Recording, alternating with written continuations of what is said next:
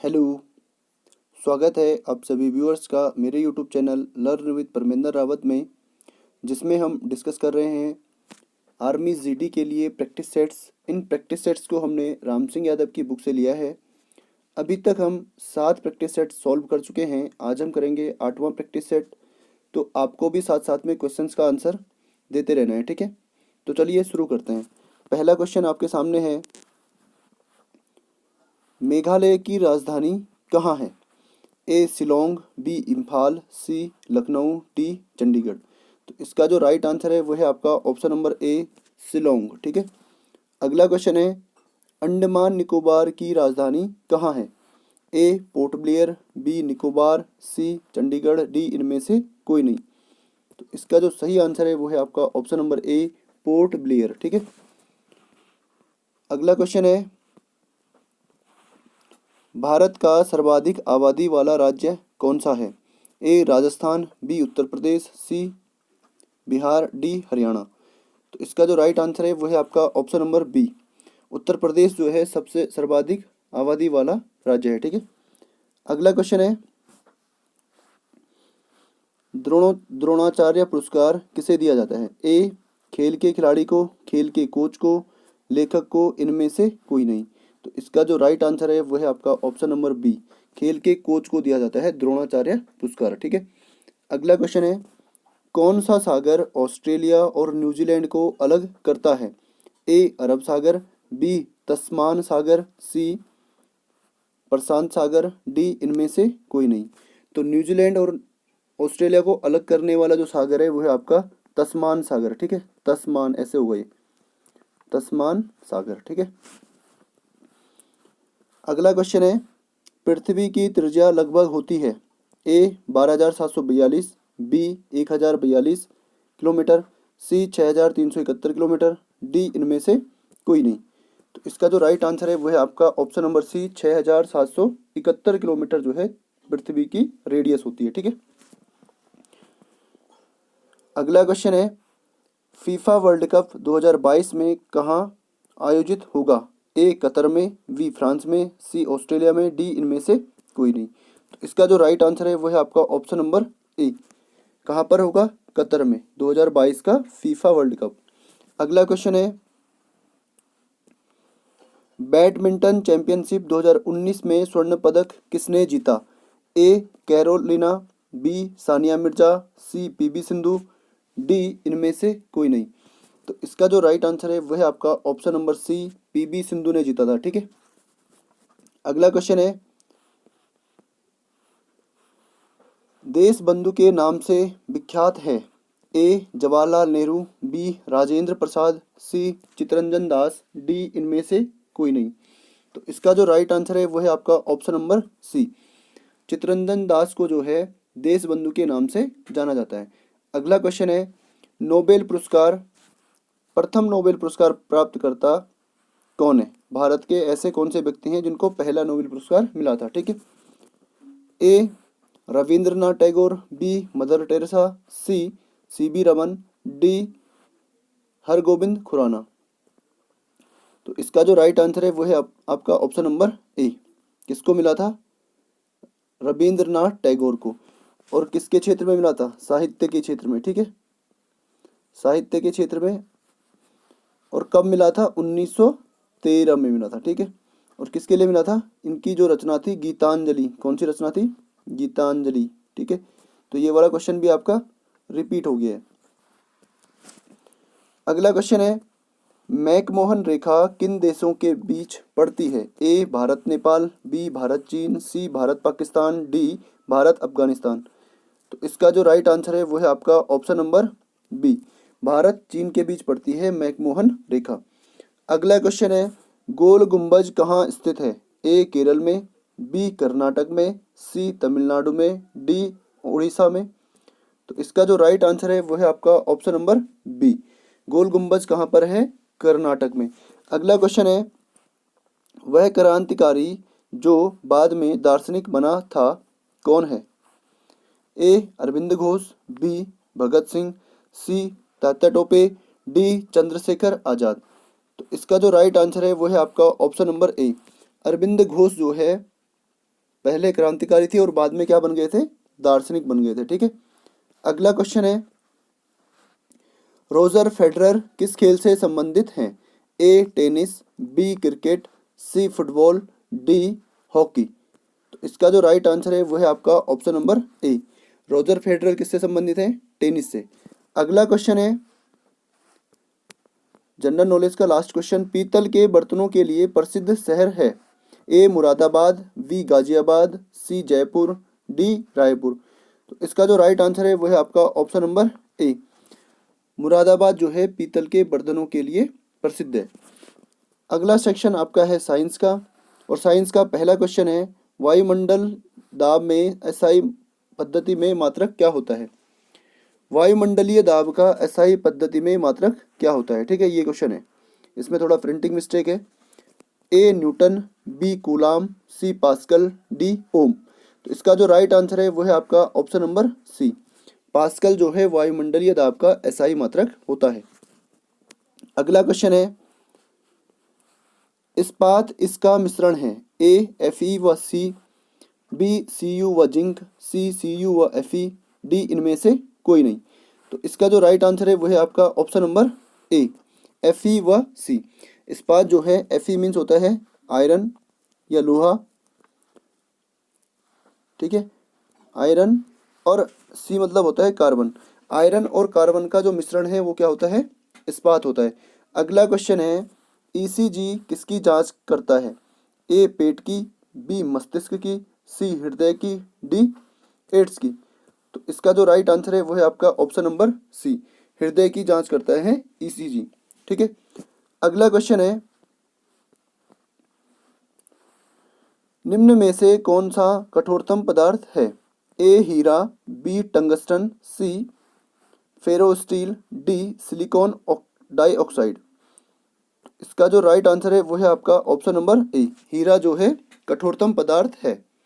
अगला क्वेश्चन है, बाल, नाखून और खुर सभी से बने होते हैं, ये सभी किससे बने होते हैं? ए विटामिन, बी प्रोटीन, सी वसा, डी आयरन। तो इसका जो राइट आंसर है वो है आपका ऑप्शन नंबर बी, प्रोटीन से बने होते हैं तीनों के तीनों। ठीक है, अगला क्वेश्चन है, बैरोमीटर के द्वारा मापते हैं, क्या मापते हैं? ए वायुमंडलीय नमी, बी हवा का वेग, सी वायुमंडलीय दाब, डी वर्षा की मात्रा। तो इसका जो राइट आंसर है वो है आपका ऑप्शन नंबर सी, वायुमंडलीय दाब को जो है बैरोमीटर की सहायता से मापा जाता है। ठीक है, अगला क्वेश्चन है, पारे का संकेत है? Number A Ag, B Fe, C Hg और डी इनमें से कोई नहीं। तो इसका जो राइट आंसर है वो है आपका ऑप्शन नंबर सी, पारे का जो संकेत है वो है आपका Hg। अगला क्वेश्चन है, टेलीविजन को सुदूर नियंत्रण करने वाले यंत्र में प्रयोग होता है, जो रिमोट होता है, टीवी का जो रिमोट होता है उसमें कौन सी किरणों का प्रयोग होता है? A gamma rays, rays means किरणें, gamma rays, X rays, infrared rays और यूवी रेज। तो इसका जो राइट आंसर है वो है आपका option number C, infrared rays, या अवरक्त किरणें भी इसको कहते हैं। ठीक है, अवरक्त किरणें कहते हैं इनको। ठीक है, अगला क्वेश्चन है, निम्न में स्तनपायी है? ए मछली, बी सांप, सी गाय और डी इनमें से कोई नहीं। तो इसका जो राइट आंसर है वो है आपका ऑप्शन नंबर सी, कौन सा है? गाय जो है इनमें से क्या है, स्तनपायी है। अगला क्वेश्चन है, मलेरिया किस मच्छर के काटने से होता है?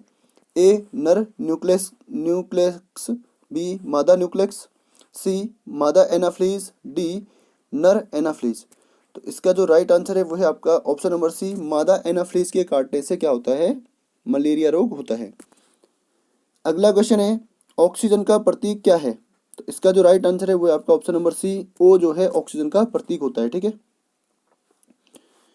अगला क्वेश्चन है, डायलिसिस किस उपचार के लिए प्रयोग किया जाता है? A brain disease, B liver कमजोरी, C kidney fail, D heart कमजोरी।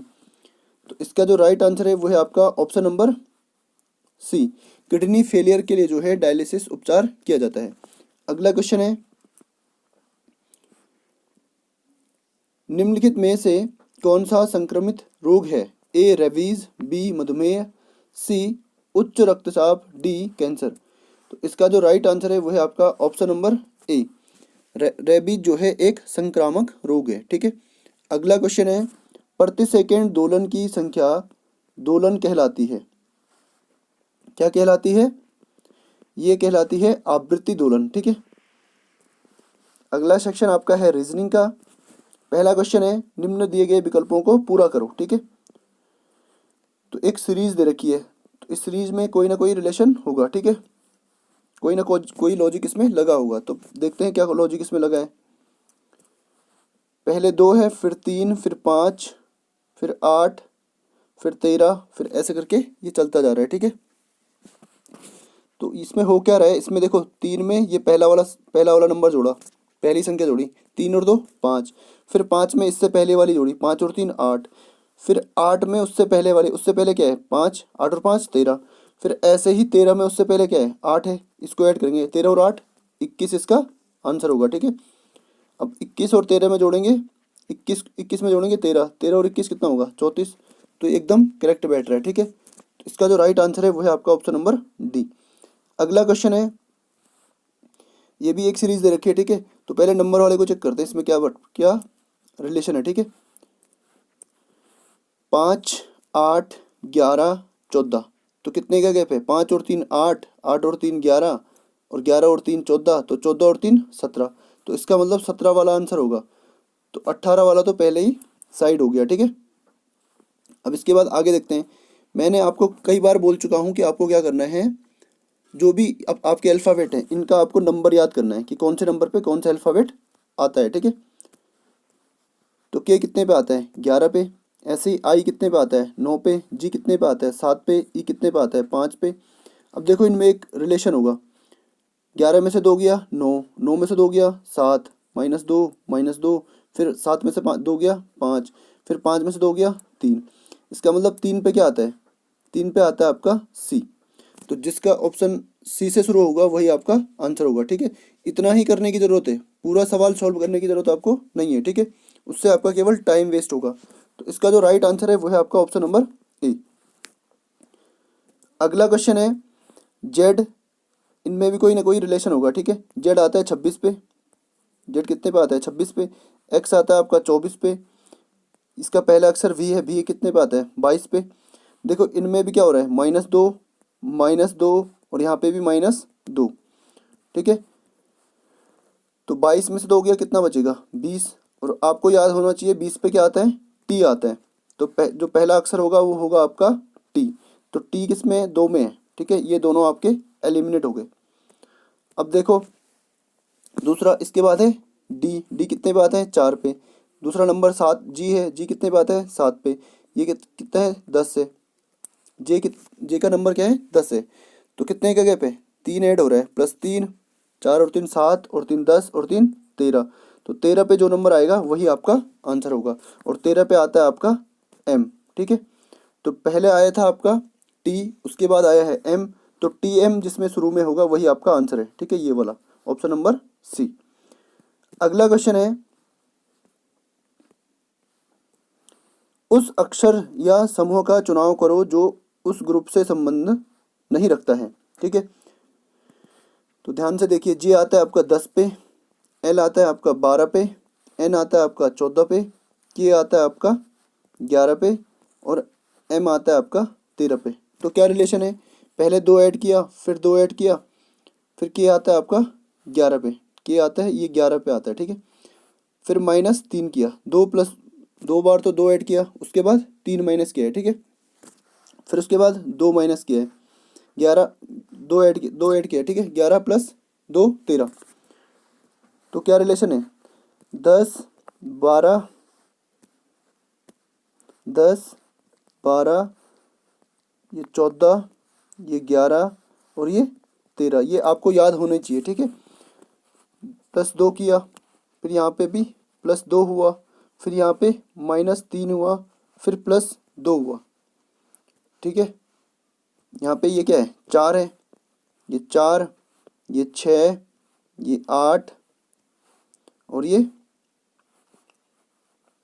5, और ये 7।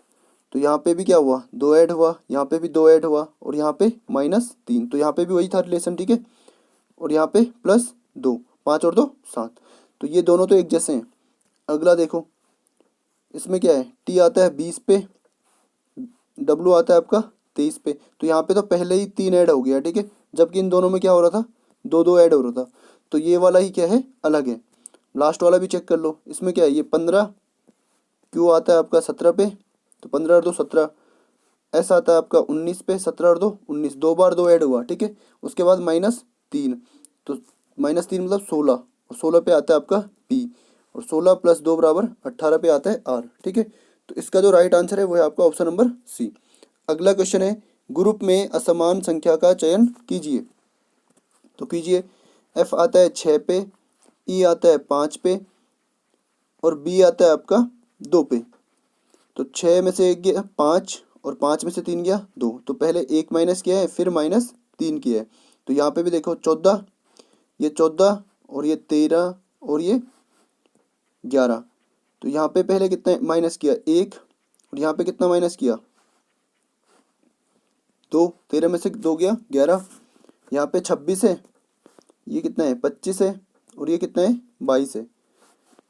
तो 1 माइनस किया, फिर -3 किया, तो ये वाला और ये वाला मैच हो रहा है, ठीक है। तो ये वाला क्या है, डिफरेंस है, अलग है, डिफरेंट है ये वाला। इसको भी देख लो, के आता है आपका 11 पे, जे आता है आपका 10 पे, और जी आता है आपका 7 पे, ठीक है।